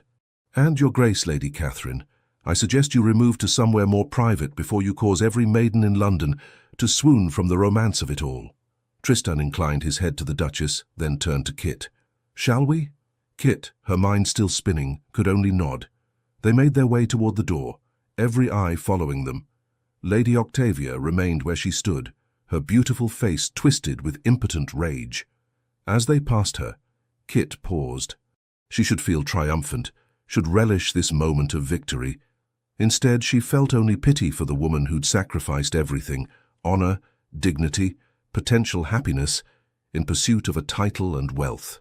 "I'm sorry, Lady Octavia," Kit said quietly, meaning it. "I'm sorry that you couldn't see that genuine love is worth more than any amount of status or fortune. I hope someday you find what you're truly looking for." Octavia's eyes widened with fury, but before she could respond, Tristan was guiding Kit away out into the cool night air, leaving the scandal and whispers behind them. On the street, Lady Thornbury's carriage waited. The elderly woman emerged from the townhouse moments later, her eyes twinkling. "Well, dear boy, that was quite the spectacle. Your mother would have been horrified." "My mother," Tristan said dryly, "would have insisted I do things properly, wait appropriate periods, follow every protocol. But I find I'm no longer interested in doing things the expected way." He turned to Kit, his expression serious now. "I meant what I said in there, every word. I love you, Kit Beaumont. I want to marry you, if you'll have me. I want to spend the rest of my life with someone who tells me the truth, who sees me as I actually am, who makes me believe that honest connection is possible in this world of careful lies." Kit felt tears slide down her cheeks. Happy tears this time. "Yes, oh yes, Tristan, I'll marry you. I'll spend every day of my life loving you and being honest with you and trying to deserve the extraordinary gift you've given me." "You already deserve it," he said firmly. "You always did." They stood there on the street, heedless of propriety or passing carriages, holding each other as if they could anchor themselves against the storms to come. And Kit knew, with absolute certainty, that no matter what challenges lay ahead, no matter how society reacted or what new schemes Lady Octavia might attempt, they would face it together. The spinster who'd never expected to be chosen and the duke who'd thought himself incapable of genuine love had found each other against all odds. And nothing in the world could shake the foundation they'd built on truth, courage, and the rarest of all treasures, honest, fearless love. 6 months later, St. George's Church in Hanover Square stood resplendent with spring flowers, every pew packed with London's elite, come to witness what had become the season's most anticipated event, the marriage of Tristan Redwyke, Duke of Stormholt, to Miss Catherine Beaumont. Kit stood in the vestry, her hands trembling slightly as Sarah made final adjustments to her wedding gown. Ivory silk with delicate Brussels lace, far more beautiful than anything she'd ever imagined wearing.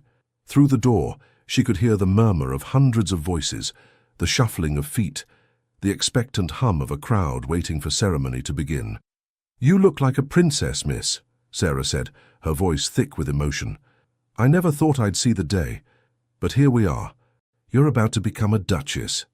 A duchess. The word still felt impossible, even after months of engagement, months of wedding preparations, months of slowly adjusting to the reality of her new life. Kit caught her reflection in the mirror and barely recognized the woman looking back, elegant, composed, radiating a confidence she'd never possessed before. The door opened and her father entered, his eyes suspiciously bright. "Catherine, my dear girl, you're—" He cleared his throat gruffly. "Your mother's weeping in the front pew, half of joy, half of disbelief that we've managed to marry you to a duke." Kit managed a shaky laugh. "I'm in a state of disbelief myself, father." "Don't be." He took her hands, his grip firm and warm. "You deserve this, Catherine. Every happiness, every blessing. You were brave when it mattered, honest when it cost you, and kind even to those who didn't deserve it. The Duke of Stormholt is a fortunate man to have won your heart." The music changed, the signal. Kit's pulse quickened as her father offered his arm. Ready? Was she? Ready to walk down that aisle, to pledge herself to Tristan before hundreds of witnesses, to step into a life so vastly different from anything she'd known? The old Kit, the one who'd hidden in shadows and expected nothing, would have been terrified. But she wasn't that Kit anymore. "Yes," she said firmly. "I'm ready." The church doors opened, and Kit stepped into a vision of light and beauty. Every head turned, hundreds of faces watching as she began her procession down the aisle. She saw Lady Pemberton dabbing her eyes, Lady Thornbury beaming with undisguised satisfaction, even the Prince of Wales himself in attendance, nodding approval as she passed. But Kit saw only one person, Tristan standing at the altar in his formal attire, his dark eyes fixed on her with an intensity that made her breath catch. As she drew closer, she saw his expression soften, saw love and wonder and absolute certainty written across his features. Her father placed her hand in Tristan's, and the world narrowed to just the two of them. The ceremony passed in a blur of ritual and response. Kit spoke her vows in a clear voice, meaning every word, her eyes never leaving Tristan's. When he slipped the ring onto her finger, an emerald surrounded by diamonds, the stone matching her eyes, she felt tears prick her eyelids. "I love you," he whispered, too quiet for anyone else to hear. "And I you," she whispered back. The vicar pronounced them married, and Tristan kissed her with such tender passion that the church erupted into applause. Kit clung to him, this man who'd seen her when she was invisible, who'd chosen her when she was overlooked, who'd taught her that extraordinary things could happen to ordinary women brave enough to speak truth. They processed back down the aisle as husband and wife, the Duke and Duchess of Stormholt, and Kit felt as if she were floating. Outside, a crowd had gathered to cheer, and servants threw rose petals that rained down like blessings. The wedding breakfast at Stormholt House was a magnificent affair. The Duke's London residence was a palace of marble and gilt, rooms filled with rare art and priceless furnishings. Kit had visited many times during their courtship, but today it struck her anew. This was her home now. She was the mistress of all this, the Duchess of Stormholt. The thought was overwhelming. Tristan must have sensed her momentary panic, because he leaned close during the first course and murmured, "You're not alone in this, Kit. We'll navigate everything together, I promise." She squeezed his hand beneath the table, grateful beyond words. The toasts began. The Duke of Rothermere spoke of Tristan's character and integrity, praised Kit's courage and honesty.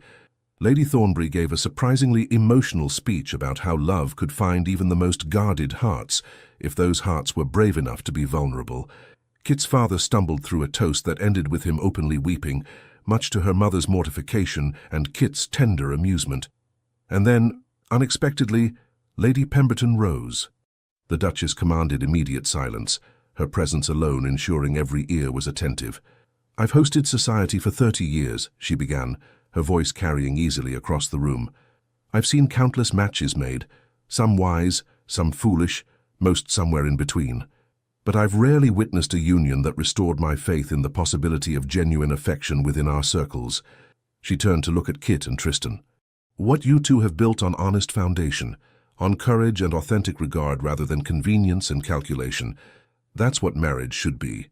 You've reminded us that true partnership is worth far more than strategic alliance. May your union be blessed with many years of happiness, many children to carry forward your combined integrity, and may you never lose sight of the qualities that brought you together, truth, bravery, and the rarest sort of love, the kind that sees and cherishes the real person beneath society's masks."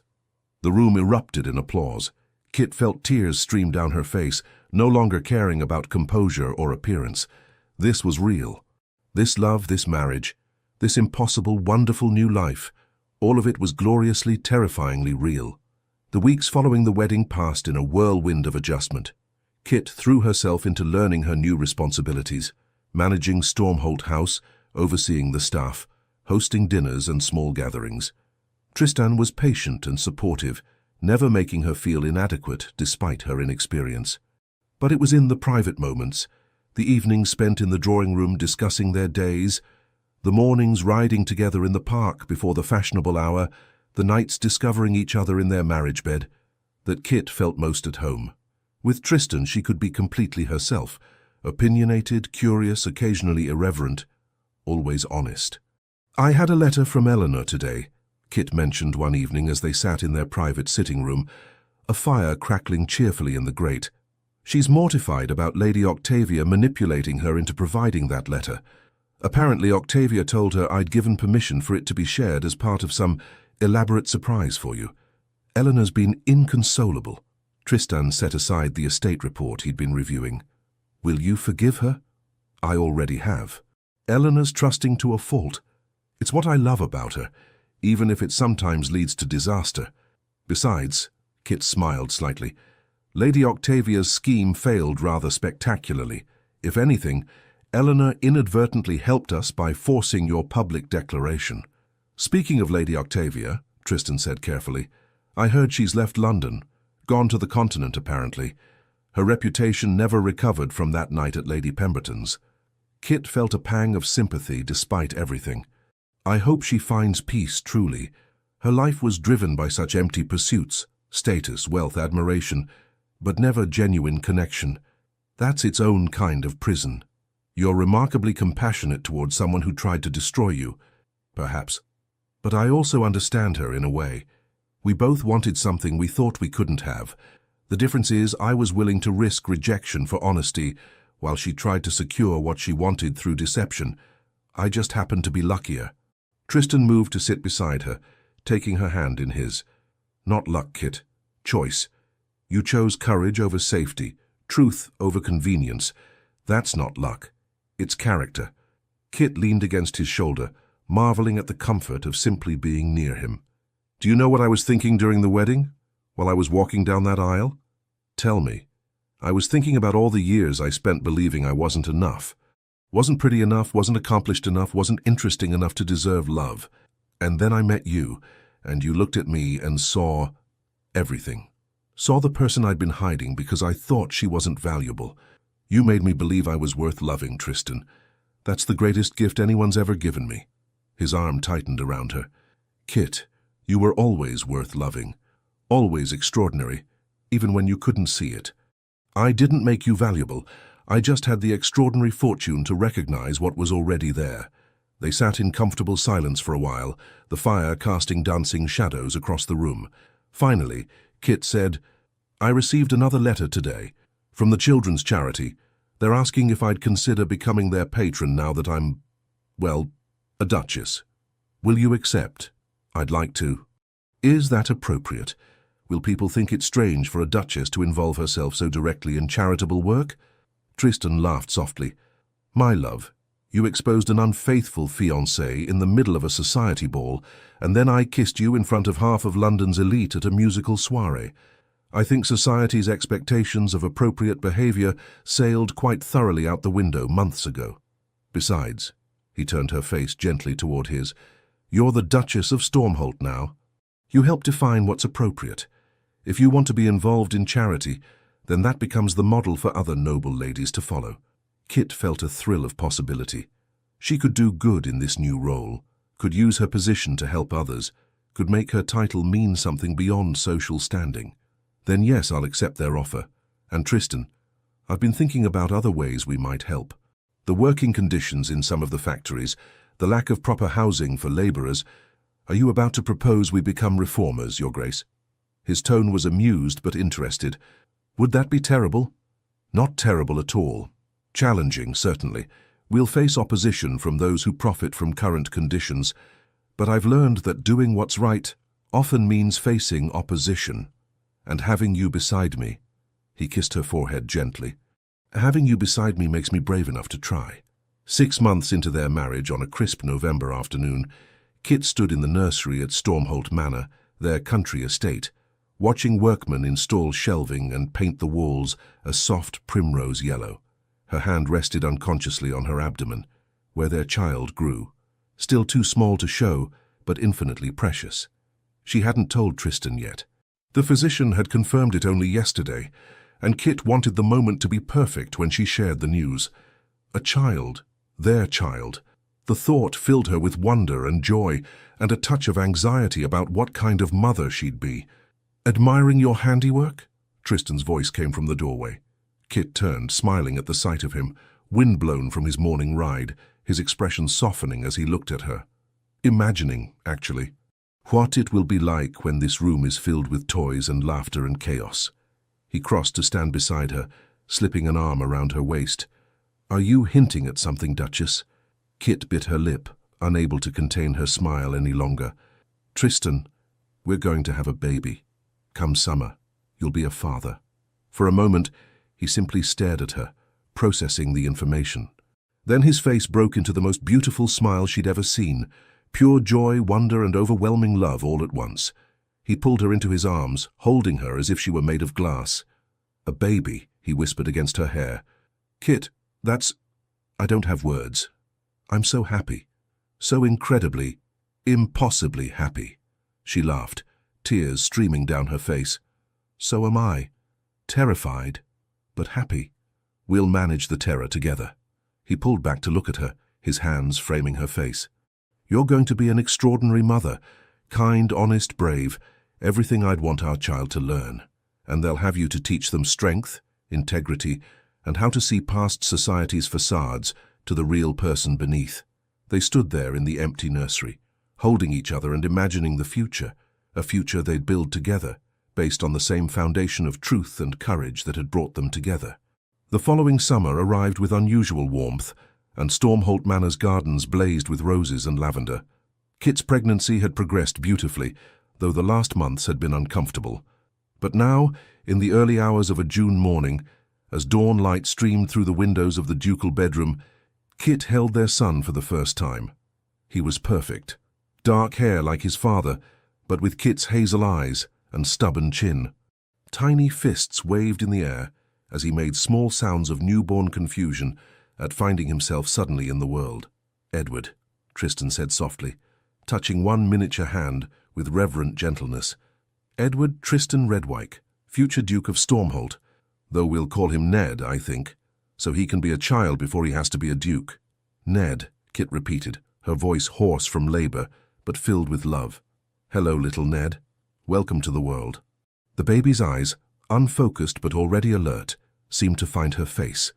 Kit felt her heart expand with a love so fierce and protective it took her breath away. This was her son, hers and Tristan's, the physical proof of their impossible love story. Lady Thornbury bustled in, followed by Kit's mother, both women eager to meet the newest member of the family.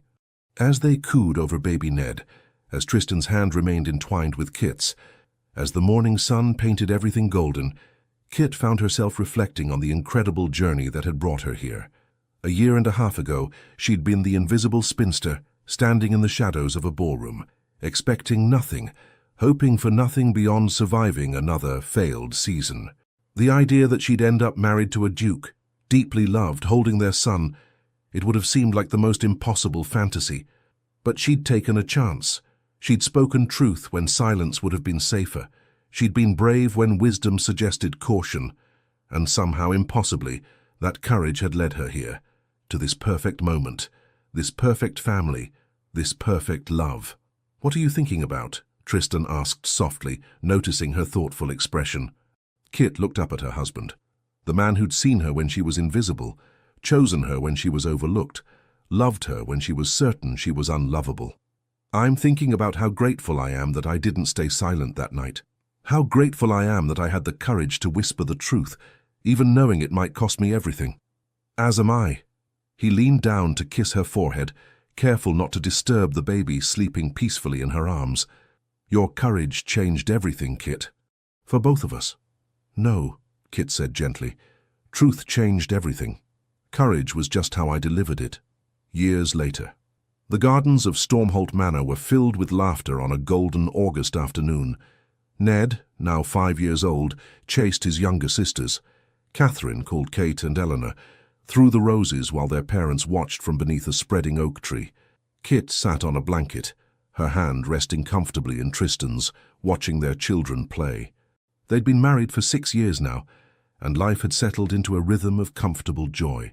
The Ton had long since accepted Kit as one of their own. Her charity work had made her genuinely popular, her honesty refreshing in a world of careful pretense.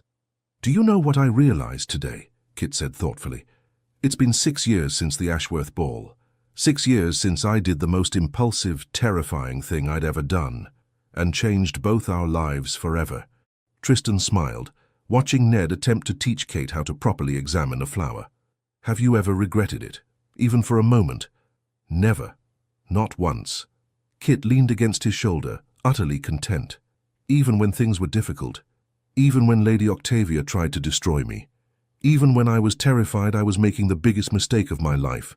I never regretted choosing truth, because truth led me to you, and I to you." He kissed the top of her head, a gesture of casual affection that still made her heart flutter. "I love you, Kit Redwyke, more today than yesterday, though I'd have sworn that impossible. And I love you, always and forever, Your Grace." Ned came running over, his face flushed with exercise and joy. "Mama, Papa, come see the butterfly Kate and I found. It's enormous and blue, and Eleanor says it's a fairy, but I told her that's silly. Fairies aren't real, but come look anyway." Kit allowed herself to be pulled to her feet, Tristan rising beside her. Together they followed their children deeper into the garden, their hands still linked, their family complete and happy and utterly real. And as Kit watched her son point excitedly at the butterfly, heard her daughter's delighted squeals, felt Tristan's solid presence beside her, she thought about all the women who stayed silent, all the people who let injustice pass unchallenged, because speaking up seemed too dangerous, too costly, too unlikely to matter. She hoped somehow that her story might encourage them, that they might know that courage, real courage, the kind that trembled and doubted but acted anyway, could change everything. That truth, however difficult to speak, was always worth the risk. That love, genuine and honest love, was possible even in the most unlikely circumstances. The spinster from the shadows had become a duchess, yes, but more importantly, she'd become exactly who she was always meant to be, a woman who spoke truth, acted with courage, and loved without reservation. A woman who'd whispered a warning to a duke and found, against all odds, the life she'd always deserved. And as the afternoon sun painted everything golden and her family's laughter filled the air, Kit knew with absolute certainty every risk had been worth it. Every moment of fear, every threat, every challenge, all of it had been worth it to arrive at this perfect, impossible, wonderful life. The Duke of Stormholt pulled his Duchess close, and together they stood beneath the oak tree, watching their children play and marveling at the extraordinary gift they'd been given. Each other, their family, and a love built on the strongest foundation of all, unwavering, fearless truth. Epilogue. For those who wonder. For the listeners who've journeyed with Kit and Tristan from that first whispered warning to this moment of complete happiness, perhaps you're wondering what became of the others in this story. Lady Octavia Wren never returned to London society. She eventually married a wealthy Italian count and settled in Florence, where distance and time softened the sharp edges of her bitterness.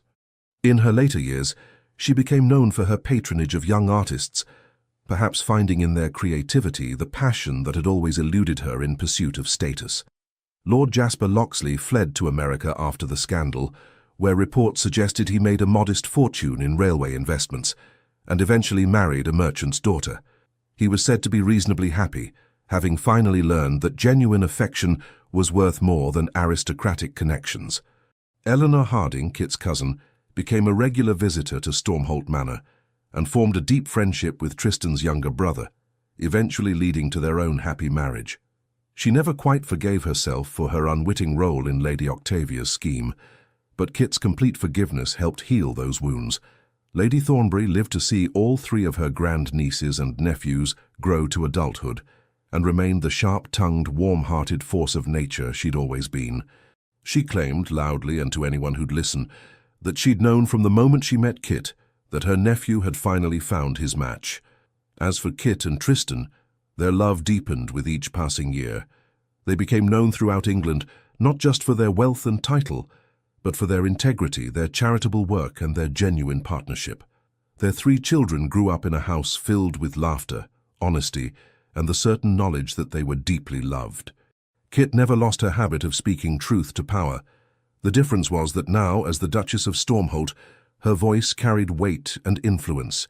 She used both to champion causes that mattered: better conditions for workers, education for poor children, reform of laws that treated women as property rather than persons.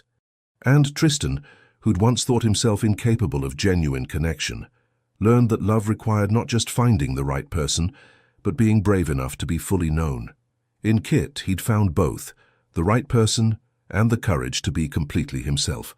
Their story became something of a legend in London society, the tale of the spinster who whispered a warning to a duke and changed both their lives forever. It was told at dinner parties and in drawing rooms, embellished and romanticized with each retelling. But those who truly knew Kit and Tristan understood that the real story was simpler and more powerful than any gossip could capture. Two lonely people had the courage to be honest with each other, and that courage, that honesty, that willingness to be vulnerable and real, those were the ingredients of a love story that lasted a lifetime. For those listeners facing their own moments of doubt, their own choices between safety and truth, between silence and courage, may Kit's story remind you that speaking the truth, however difficult, however costly, can change everything. That love worth having is built on genuine foundation. That being seen for who you really are is worth any risk. And that sometimes, just sometimes, the courage to whisper a truth in the darkness can lead to a lifetime of light. May you find your own courage when it matters most. May you speak your truth when silence seems safer. And may you discover, as Kit did, that the life you build on honesty and bravery is worth every moment of fear it takes to get there. The Duke and Duchess of Stormholt lived long, happy lives, surrounded by children and grandchildren, and the certain knowledge that they'd found something rare and precious. A love story built to last, founded on the strongest things in the world: truth, courage, and the willingness to truly see and be seen. And that, dear listeners, is a happiness worth wishing for everyone. The end. Thank you so much for joining us on this emotional journey through betrayal, bravery, and a love that defied every expectation. We hope this story touched your heart as deeply as it touched ours. If you enjoyed it, please like, comment, and share this video. And don't forget to subscribe to our channel. Your support from the bottom of our hearts helps us stay inspired to keep bringing you more unforgettable stories of love, redemption, and unexpected twists. At the end of this video, you'll see a new story suggestion.